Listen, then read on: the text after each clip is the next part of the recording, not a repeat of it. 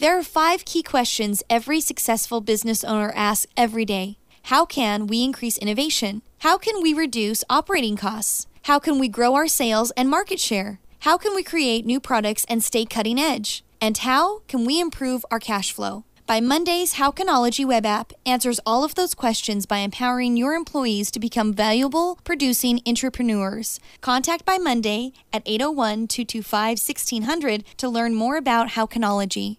As a small business owner, I have struggled with controlling my workers' compensation costs.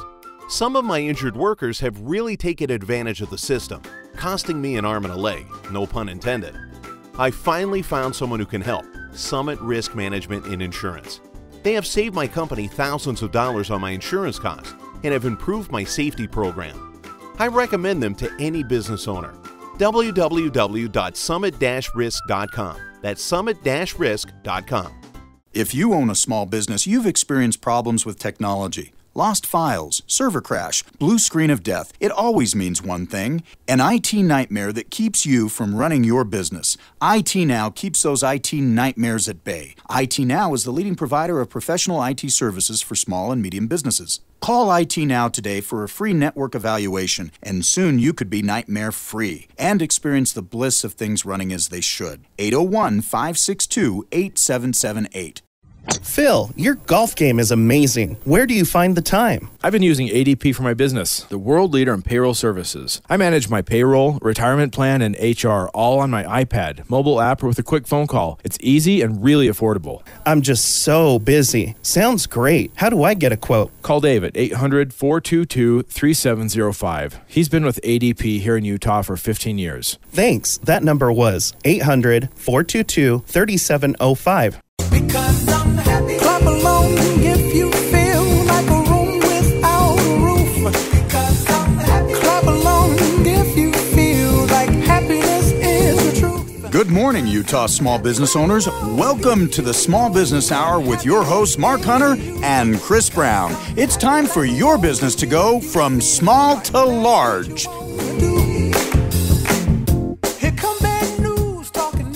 Good morning, Utah small business owners. This is Chris Brown with the Small Business Hour. And remember, our entire purpose here is to educate and help promote Utah small businesses. And we do that in a variety of ways, including this radio show, our workshops, our website, a lot of different things that we do to help promote and educate small business here in Utah. We've got some new sponsors that have recently come on board, and I'd like to just sort of mention those real quickly. One of those new sponsors is E-Learning Brothers, and they are a really cool company located in Utah County that help businesses really all over the world develop online training programs for their employees and customers, and they've got some really cool stuff that makes it easier for companies to do that and come out with a really professional product. And we've started using some of their tools for some of our online training, and it's really an impressive array of just all kinds of different templates and games and different resources that you can use to make engaging online content, and really cool. And a couple weeks ago they were actually spotlighted on one of our business spotlights, so if you go back and look through the archives on our website at www.small2large.com, and that's the number 2, look under business spotlights, and you can learn a little bit more about E-Learning Brothers and some of the other really cool companies that we've talked to over these past couple months. Remember, those business spotlights are something that we do as a service at no cost to locally owned small businesses who are interested in gaining a little bit of exposure and talking about what they do and what makes their business unique. Another new sponsor that we've recently added is called Client Tether. Also based in Utah County. They are developing and will have developed a really cool customer relationship management systems and CRM system. And what I really like about it is that it automates a lot of the process for maintaining good customer contact in a way that it sort of almost forces you to stay engaged with your customers and really be involved on each account, from the prospect phase all the way through the retention phase. It really provides a lot of really cool, useful features, and we're very excited to have both of those new companies on board as sponsors. So for today's interview, we've got Mike Herrington from IT Now. And just to get us started, Mike, your company, IT Now, you do some IT outsourcing for other firms. And what does that sort of general field of IT outsourcing entail before we start asking you about our specific topic today, which is network security? Sure. So IT Now helps companies meet their technology needs. Kind of a variety of fashions. We do everything from basic help desk support, advanced server networking support, custom cloud solutions for companies, and kind of everything in between. So we run that gamut of IT and just try to be a strategic partner for folks to help them with their technology needs. Okay, great. So today we're going to be talking a lot about network security, and I think it's a really important topic because one of the things that Mark and I have been talking to a lot of businesses about when we talk to them is the dangers of a breach, and I think that one of the first ways of trying to prevent a breach, I mean, there's a human factor, which is one of the things that I deal with, but then there's also the technical measures that we can take to prevent that. So when we talk about network security, what does that encompass? What does network security mean? Yeah, great question. So I think that the basics of network security basically revolve around kind of policies, procedures, hardware, software that a system administrator will put in place to secure a network from any outside attacks. And so the basic idea is that they want to allow access for the people that they want in, and they want to deny access for anybody that don't want in. Because the easiest thing would be just to deny everything, and then you've got no security problem, right? Yeah. But then it's not usable. And that's always one of the big tricks with security is having security in place, but still having a system that's usable for the people who need to have access. Yeah, absolutely. So any security that you put in place has to be manageable. And there's a lot of reasons for that. But the most compelling one in my mind is that if it's not usable, people will try to find ways to circumvent that security, and then you lose the effectiveness of it. That's right. So it's got to be usable. It's got to be functional. Yeah, so that's one thing that we see sometimes is people put in what should be a great security solution, but it makes life so difficult for the employees that the employees find ways of circumventing that security and creating a greater risk than maybe was in place even before that. Yeah, I just did come from a small business, and they didn't like all the passwords that they had to keep track of, but that's kind of basic stuff. I mean, you kind of have to do that. Right, yeah. I mean, that's life today. Yeah. So, I know that a lot of small business owners tend to think that, hey, I'm small. No, nobody's going to target me. They're targeting IBM. They're targeting Target. Home Depot apparently now it sounds like may have been targeted. Even some local companies here in Utah have been in the newspaper recently about getting hacked. Right. So I think the perspective of a lot of small business owners is that, well, I'm a little guy who's going to bother messing with me. So tell us about that and what's real life like when it comes to the risks. Yeah, so I think one of the big things for people to keep in mind is that when hackers are trying to break into people's networks, they're not necessarily targeting specific individuals. The majority of the time, they don't target specific individuals or businesses, but rather they're doing attacks that are based on specific vulnerabilities.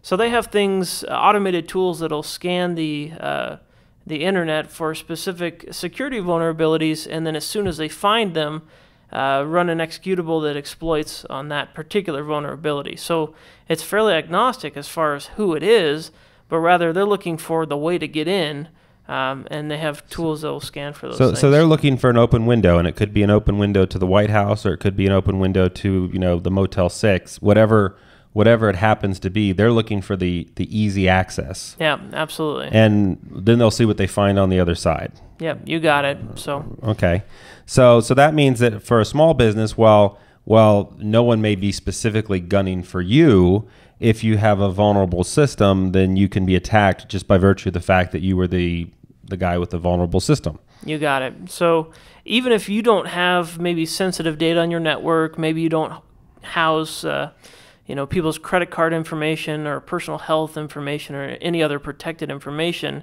they see that open window, and that's their way in. So okay. So let's talk a little bit about what is the protected information for the most part. I mean, you mentioned medical, banking information, right? So sure. Credit card, checking information, account numbers.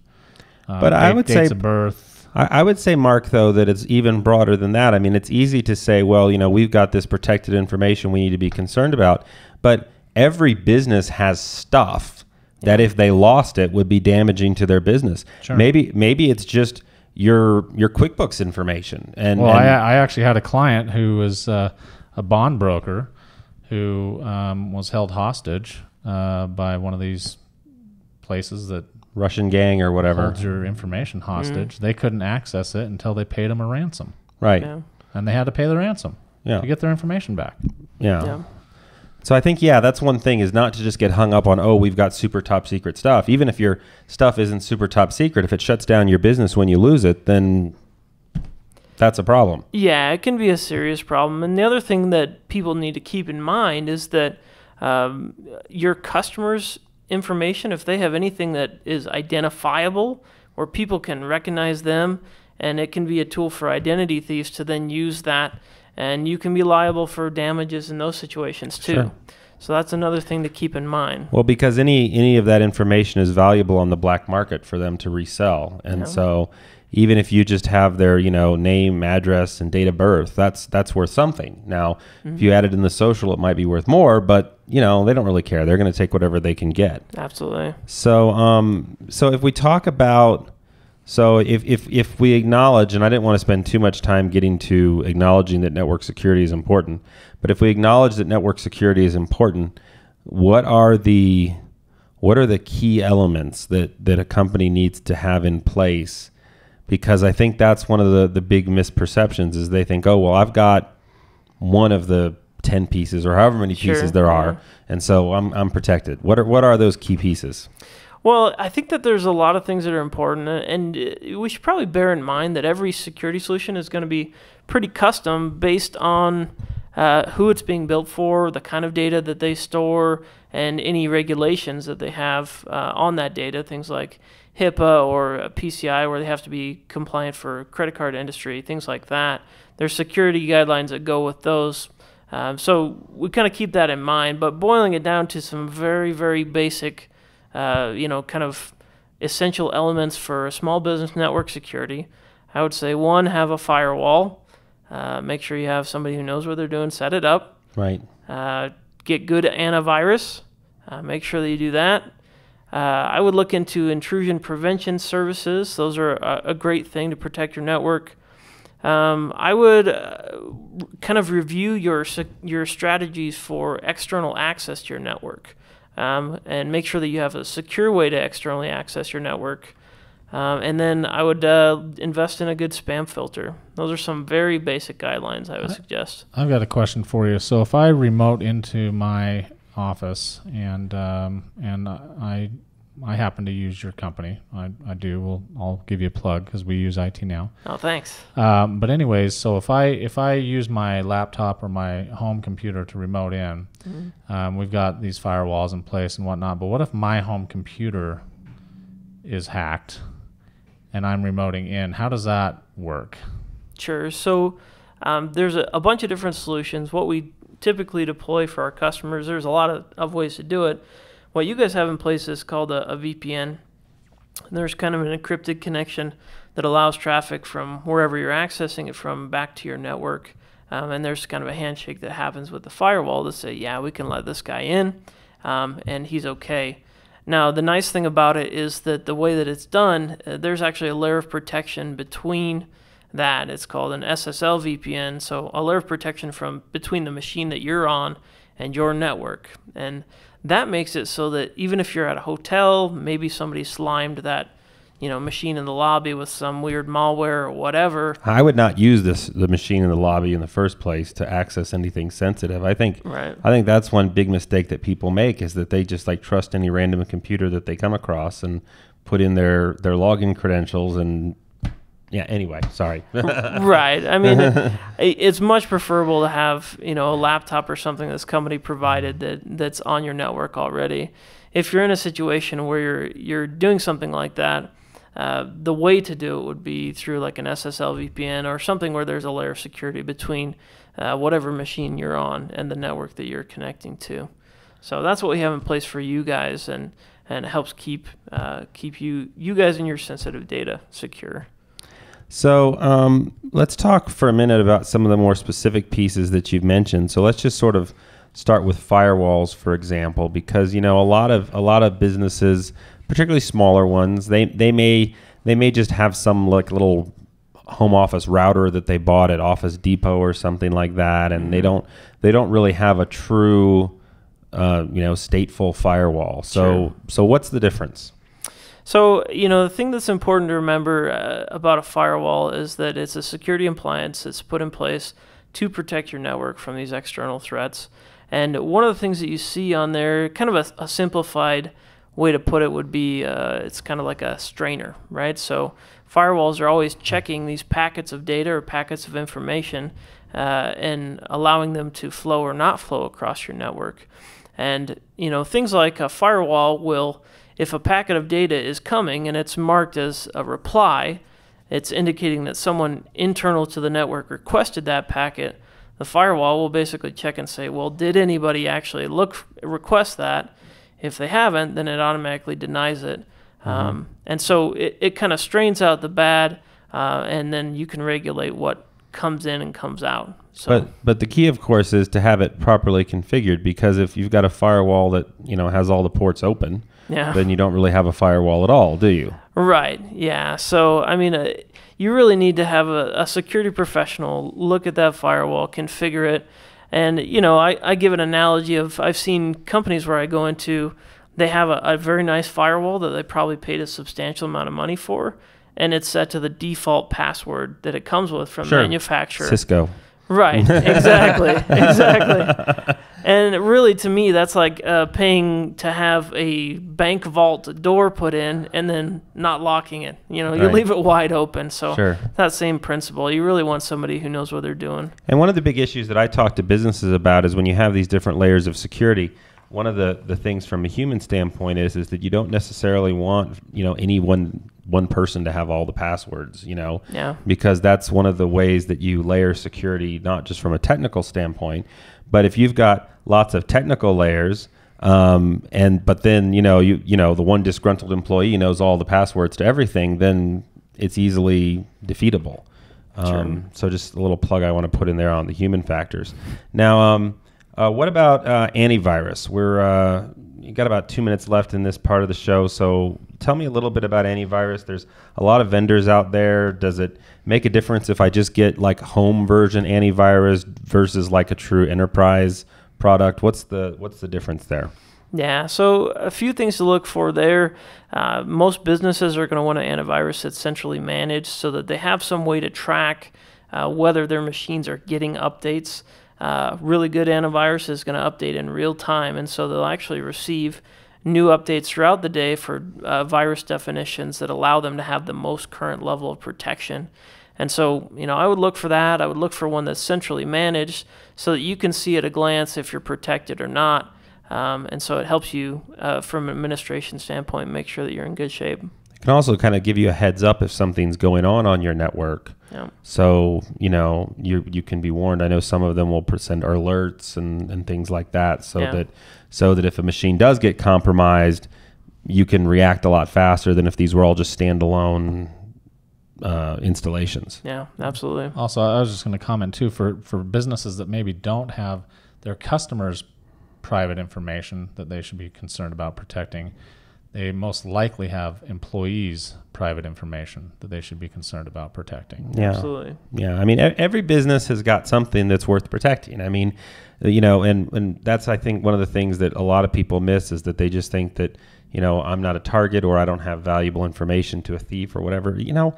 Some of these guys, they don't care. They just want to destroy something. It's not even about what monetary gain they can get out of creating an attack. They just like to create mayhem, Yeah, and one thing I tell people that I try to reinforce is that there is no such thing as security by obscurity, right? So if you think they can't see you, that doesn't necessarily mean that you're safe. Yeah, if you're connected to the internet, then you've definitely got an exposure. So when we come back from the break, we're going to talk a little bit more about some of these things you mentioned earlier as specific areas to look at, and kind of what those different technologies do.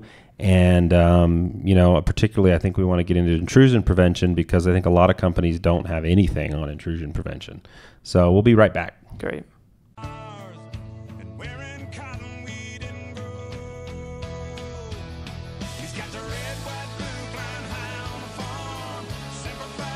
As a small business owner, you have questions. Will my cash flow cover expenses? How do I get understandable, actionable reports about my business? What is the best option for raising capital? Clarity CFO is your finance partner that thinks like an entrepreneur. We're all about helping you improve cash flow, meet opportunities with confidence, and grow your business. Visit our website at www.claritycfo.com to receive a free review of your business metrics and to start getting answers to your questions. Cash flow, confidence, growth. Visit claritycfo.com today. Small business owners and CEOs, where do you turn for objective counsel on your most critical business decisions? How do you assure your personal growth as a CEO? How do you get an unbiased review of your plans and strategic direction? What provisions are you making for perpetuation of your business beyond yourself? For over 20 years, CEO Builder has been the answer to these questions for many Utah CEOs. Join us for a complimentary forum or coaching session through our website at www.ceobuilder.com. As a small business owner, you are not just building a business, you're building a legacy. Let the attorneys at Callister, Nebaker, and McCullough counsel and assist you as you navigate the legal complexities of organizing, financing, and operating a successful business. At Callister, Nebaker, and McCullough, we build, cultivate, and defend legacies. Your business, your family, your future. To learn more about how we can help, call 801-530-7300 or visit us online at cnmlaw.com. That's cnmlaw.com. It's tough for small businesses to keep up with all the new regulations, the new healthcare law, employee handbooks, human resources, OSHA safety, employment discrimination and harassment, business insurance, workers' compensation. It is all so complicated. Most business owners are doing their best just to make a small profit. If there were only a simplified way to manage all of this, now there is. Summit Risk Management in Insurance can show you how. www.summit-risk.com. That's summit-risk.com.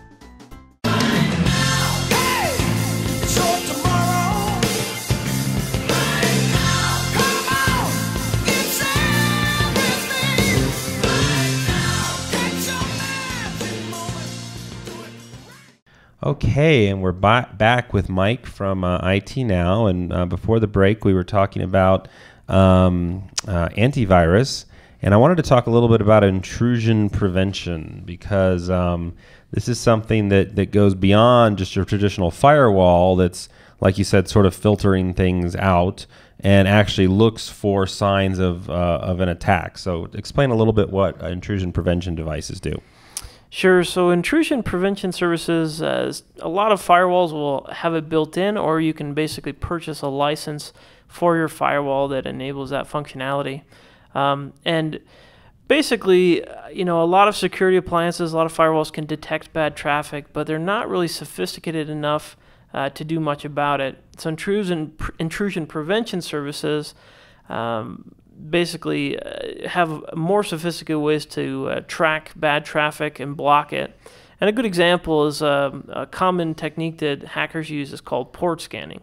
And they basically have an automated tool that scans every port on your network, looking for that open window that we talked about, and then that's their way in. Well, intrusion prevention services will actually can identify the source of that scan. So they see somebody hitting every port, and then they recognize that and block the source IP address to protect you. So those are the kind of services that are included in there. It's a step beyond your basic firewall protection, and one that we definitely recommend as one of our basic security Because effectively then it's telling the firewall, hey, just ignore all traffic from this address because it looks malicious. You got it.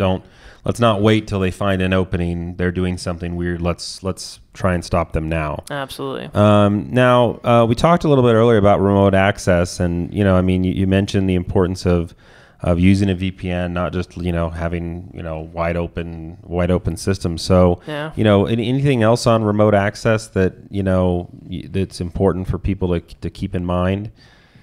Sure. Well, I think one of the things that people need to be focused on is the idea that Secure remote access is important. So a lot of businesses will go to links to set up that security, but then they'll do something like open a port in their firewall that people can remote back into to gain remote access to the network.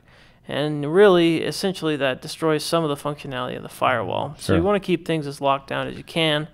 And if you set up other tools like VPN, SSL VPN, a secure terminal server, and there's other ways to do it as well, it allows you to maintain that level of security while facilitating the external access you need.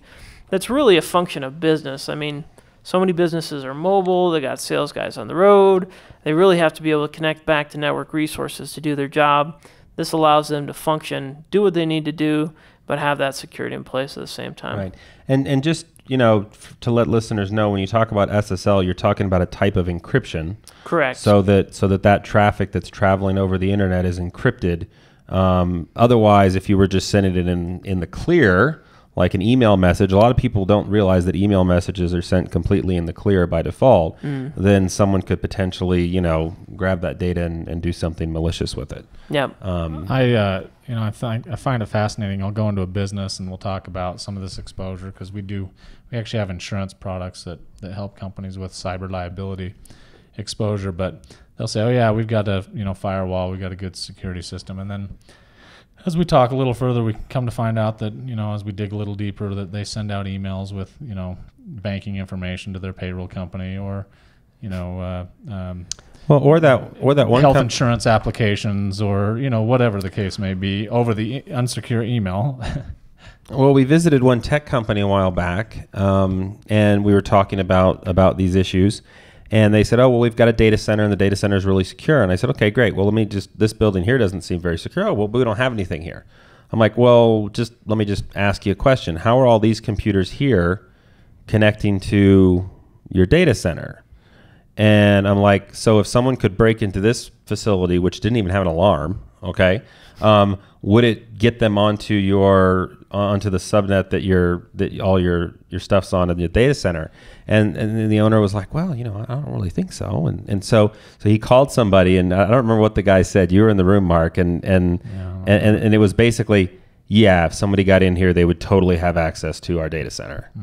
And I think that's the thing is, like you say, people they sometimes forget some of the really obvious stuff. They get hung up on making this part super secure over here, but then they forget that they've left a door open. Well, and I want to throw out some statistics. So this is from a study done by Verizon. The 31% of all breaches have occurred in organizations of 100 or fewer employees. So what we were talking about earlier about small businesses, they're at high risk. Data breaches and cyber attacks are becoming more common, have increased 42% in the last year alone. When your business experiences a data breach, the costs associated with that breach average $188 per compromised record. And that actually varies a lot from industry to industry. There are certain industries like the healthcare industry where the cost associated with the loss can actually be even higher than that. Because it's not just the cost of notifying people and doing the monitoring. It also could be the cost associated with fines that they get slapped against them from government agencies. Yeah, absolutely. And if you think about 188 per record, I mean, a lot of us have customer databases that have thousands and thousands or hundreds of thousands of contacts and names in there. So the cost for that could be staggering if you add it all up. Oh, absolutely. Now, we talked a little bit about email, and I think that email is an interesting topic to talk about just because there's a lot of risks associated with email. One of the most obvious risks is spam, and a lot of companies just think of spam as being an annoyance, but a lot of times there's something in that message that's not just an annoyance. Talk a little bit about that. It costs a lot of money when you click on that link. Absolutely, yeah. I mean, you have to remember that like 80% of all email that's sent in the world is spam, and a lot of it has some kind of malicious intent. And we're not just talking about phishing scams where somebody from Nigeria wants you to give them all your personal banking information so they can wire you $1 million. There's a lot more. That's not real? No, that's sorry. Oh, darn it. Man. No wonder I didn't get the money. Well, you've heard why they keep doing that scam, right? It's a way to weed out the people who aren't idiots. Because no, it's psychological. Because it's like if they make it sound kind of ridiculous, then they know that they're not going to waste their time on people who are sophisticated enough to catch up on catch the fact that it's a scam. And so if you always wonder, why do these things worded so badly and they seem so implausible? Well, that's a way of sort of selecting for dumb people who are willing to send all that information. Yeah, I mean, the thing to keep in mind with email, you should probably get a good spam filter that's going to protect you. But one thing that's important that I evangelize to everybody, never open an attachment on an email from somebody you don't know. Right? So if you don't know who the sender is, you don't know where that mail came from, it's just not a good idea. There's too many things that are malicious and can cause you problems. And you should always look at the address too, and even if it's a sender if the address looks funny, it could be somebody who's just basically using someone else's name to try and get you to open the message. I mean, that happens a lot. Sure. I get spams from myself in my personal email address. Stop doing that, Chris. What? Stop doing that. Yeah. Email from Christopher Brown. That you need to open right away. Yeah. So we've got all these different layers of security, and we've got all this stuff. What's the next key factor? I mean, can we just go buy all this junk at Office Depot? And not plugging Office Depot. It's just a place that people buy things. Okay. But I mean, what do we do next if we're doing this? How do we make sure that it's all going to work right for us? Sure. So I mean, I think that it's really important that you have a security professional put things in place. You have to have somebody who knows what they're doing, set it up, and you have to have the right equipment for your organization in place as well. Every company has their specific needs as far as what their data is, and so we need to design a solution around that that's going to be a fit for you and be able to be something you can use that'll give you the access you need, but maintain the security that will keep you guys away from any threats that could be out there. Yeah, and I mean, one thing I just would like to point out is that you go into a lot of small businesses where their security solution, like you mentioned before, is just some off the shelf, might have been provided by their internet provider. They've got some little cable modem there, and they think, oh well, that's keeping everybody out. And I mean, some of the times those are the most vulnerable devices because the hackers know that's. Well, out there. I just went into a company today, and I asked them what their password was to get into their wireless, and they said, "Oh, well, we don't have a password." Yeah, it makes it easier. Oh, sure. I said, "That's kind of a problem." Yeah. Well, and let's talk about wireless for a moment because a lot of businesses want to provide wireless access to guests who might come and visit them. So tell us a little bit about the importance of having like a separate virtual LAN that those guests are on so that not that they have malicious intent, but you don't know where their computer's been. You got it. And so I'm not actually going to throw those guys that you're talking about under the bus yet, because it's very possible that they have kind of a separate wireless network specifically for guests. And with that, it goes direct to the internet, doesn't touch any of their network, and therefore they kind of offer that up to people. And so I don't think they did, by the way. He is going to throw them under the bus. Benefit of the doubt, right? So there is ways to configure that. So you have an SSID, which is basically an internal wireless connection that has access to your network and resources, and then you have another wireless connection that's strictly for guest use that goes directly to the internet, is segregated from the rest of your network. And that's how you can give guests in wireless access and be secure about it. Now, what about our employees? So many companies these days have implemented bring your own device policies where, we're letting everybody, hop onto our internal, and this is our internal network now a lot of times. It's not that separate guest LAN. Yeah. Talk a little bit about the vulnerabilities that we might be adding there. Yeah, and that's a really relevant question today. There's a lot of companies who are doing bring your own device. That's a new trend in IT. You have to, and there's a lot of challenges from an IT administration standpoint that you have to meet with that. And security is definitely one of them. I have a medical clinic that we support that they have a lot of folks who bring their own, even just iPhone, iPad, that they want to use to get company email on. But one of the challenges they have is that they have to have a way to secure any personal health information that could be transmitted via email on that person's phone. And so for that, there's custom software solutions that basically allow us to encrypt all their email in a special way on their phone as a solution for that.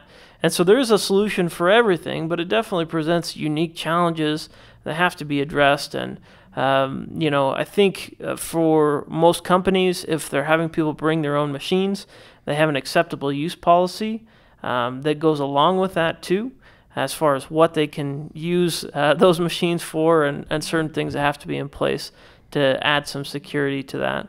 Okay, so before we're out of time, Mike, if you could just give your contact information for anyone who'd like to reach out and talk to you about network security. Sure. Mike Herrington with IT Now, and you can reach me at 801-562-8778. All right, and also go to our website to watch this, and his information will be there as well, small to large. And I just wanted to, we were just talking about people bringing their own devices and the risks that entails. So recently, for a long time, the HIPAA, the law that regulates how healthcare practitioners and insurance companies and everyone else have to protect data. They recently really started finding some companies for that under the high-tech provisions of HIPAA. And what's interesting is that one of the entities that was heavily fined, over $1 million, it turned out that the breach was that they had some doctor, or I don't know who the person was, who had decided to set up his own server on their network. They didn't know about it. They didn't have any idea. But because through setting up his own server, he had opened up a vulnerability on what otherwise was a protected system, and it caused a loss of I don't know how many thousands of protected records. And so you really have to watch what your people are doing when you're letting them connect to your network. Yeah. I also wanted to mention, I'd mentioned cyber liability insurance. You can get coverage for as low as $300 a year for a small business, fewer than 25 employees, but it doesn't always cover things if you don't have some of these things in place. There's a lot of times they're issuing the policy on the expectation that you have good security, and if you don't, then that gives them reasons to potentially deny a claim. Well, thanks so much for being on, Mike, and we'd be happy to have you again and talk some more about some issues that are a concern to small businesses from an IT standpoint. And once again, thanks for being on the show. All right, thanks. Are you frustrated about your sales performance? Do you have the right people on your team? Are you stuck in a routine in terms of business development? Sandler Training is a global leader in sales and business development training and has been creating solutions and accelerating the success of high achievers for over 30 years. If it's time to take your business to the next level, contact Sandler Training at 801-639-0488. 801-639-0488. Is your business struggling with the cost of an employer-sponsored health insurance plan? Learn how your business and employees may benefit from new rules under the Affordable Care Act. There's no reason for you to continue bearing this unnecessary cost. Call the experts at Summit Risk Management and Insurance, 801-671-2431. That's 801-671-2431. Learn more at www.summit-risk.com. That's summit-risk.com. If your business doesn't have social and mobile marketing strategies in today's digital marketing place, then you're quickly getting left behind. Don't get left behind, get Social 5. Social 5's team of professional writers, graphic artists, and tech experts helps businesses with mobile, Facebook, Twitter, LinkedIn, email, SEO, campaigns, contests, plus more. For a free consultation, go to social5.com. Don't be invisible in today's digital marketplace. Get Social 5.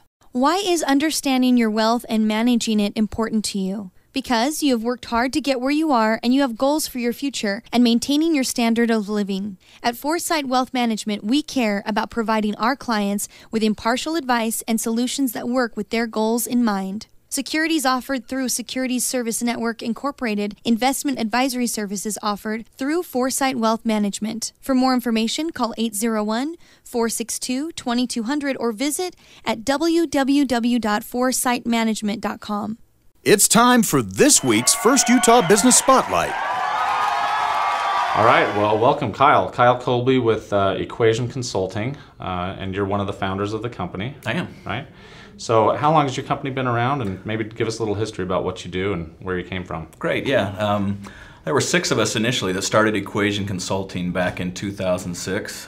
We were part of another slightly larger healthcare consulting firm, and that firm was purchased by a large group, and we went from being a small boutique firm to being a small piece on the back, about a 40,000 person actually rehab care firm, and decided, let's try this by ourselves. And so the 6 of us broke off and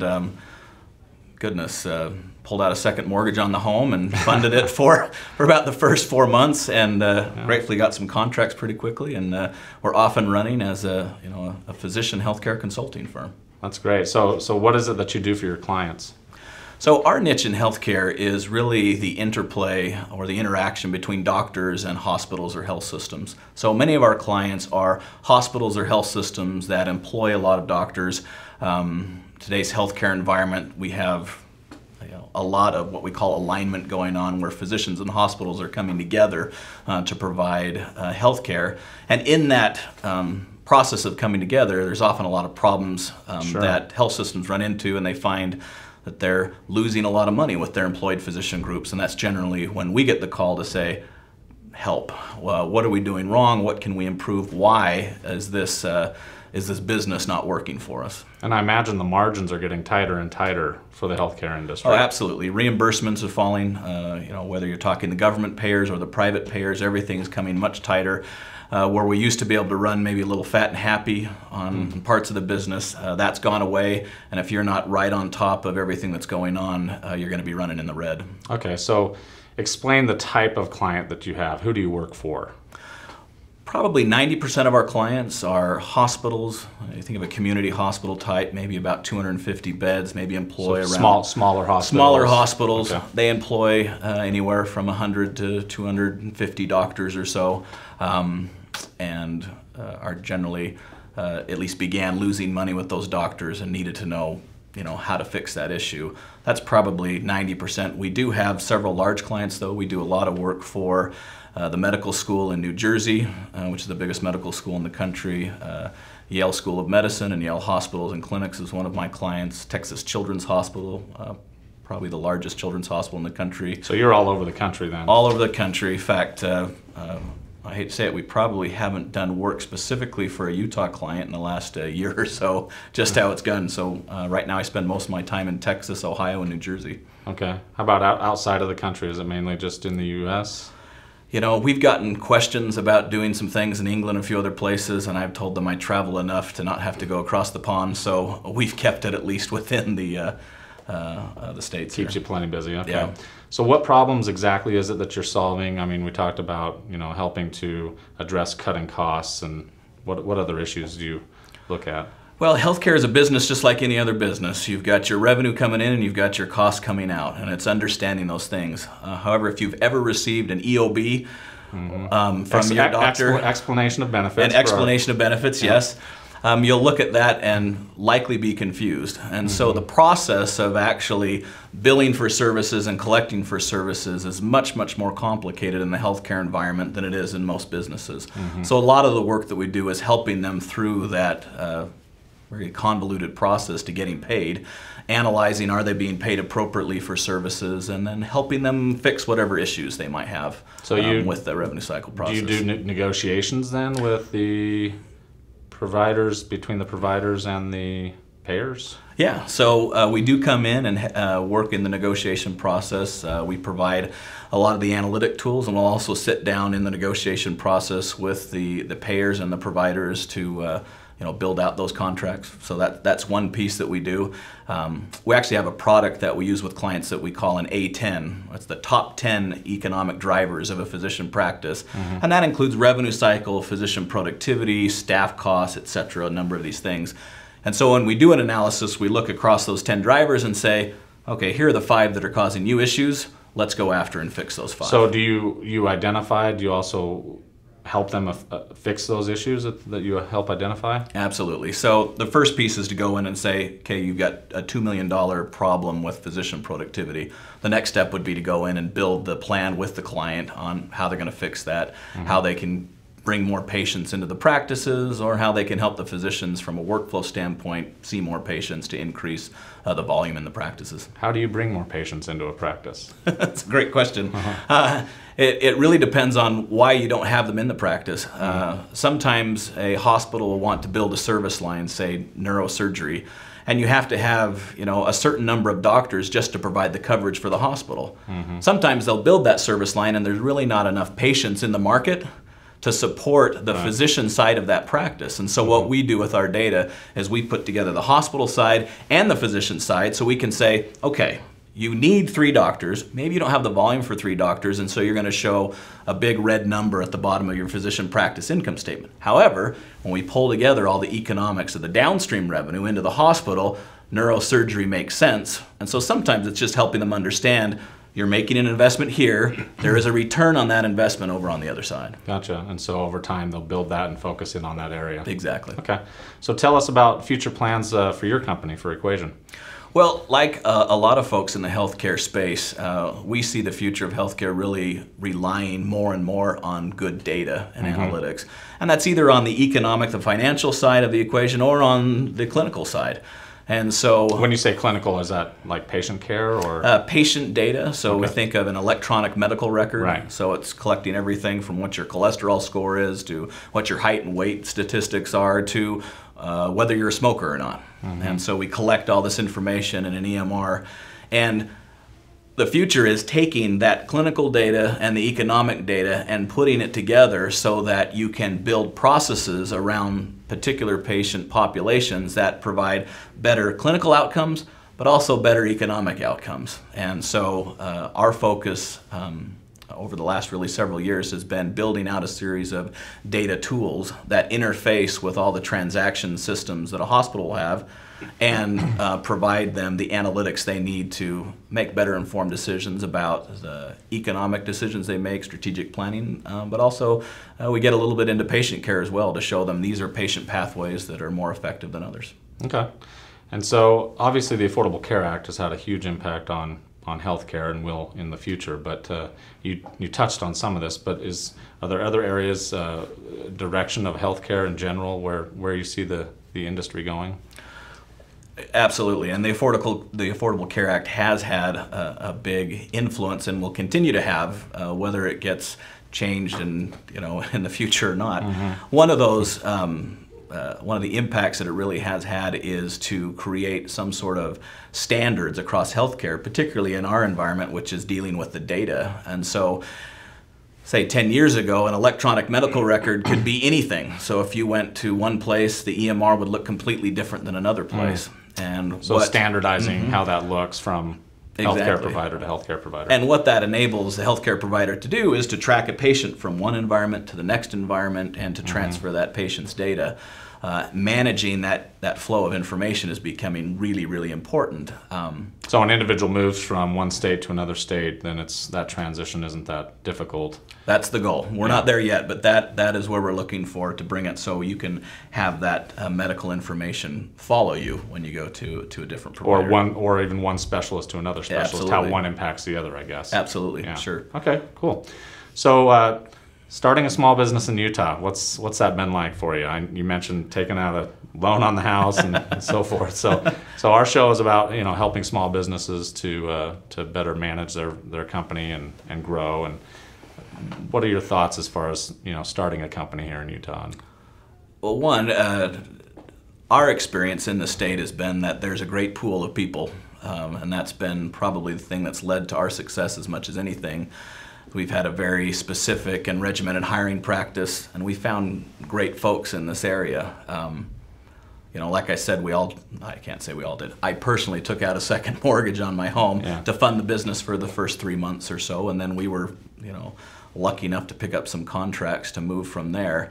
But for us, it was once we hit a certain stage, once we got the first $1 million contract, what do we do with the business? How does the business then evolve beyond what it was? And we started with 6 partners, which was unwieldy to begin with. Sure. We've now brought it down to 3 partners, which has made that more workable.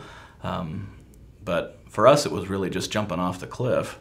I think lucky enough and fortunate enough that we did it at the right time in the right place, and it came together for us. Great. Well, it's a great Utah success story. So, Kyle Kobe, we appreciate you being with us today on the show, and again with Equation Consulting, and headquartered up in Layton, Utah. Is that right? Okay. Yes, we are. So great to have you on our show. Appreciate it. Great. Appreciate it. All right. Well, to wrap up today's show, got a few minutes left here. Did things a little differently today. Usually we do 2 business spotlights, but we just thought it'd be neat to try doing just a single one and giving them a little more time to talk about their business. And Equation Consulting is doing some really cool stuff in the healthcare sector. And it once again just demonstrates how, a relatively small local company can have an impact on a national scale. I mean, they're working with hospitals and doctors' practices throughout the country to help them find ways of being more profitable. And sometimes that's important just to keep the doors open. As he mentioned, I mean, sometimes the economics just aren't there for a practice to work out or for a specialty to develop within a small community hospital. And it's good that there are analytic experts like Equation Consulting that are able to go in and help make sense of the business side of healthcare, because in this country, healthcare is a business, and there are certainly people who don't think it should be a business, but the fact is it is.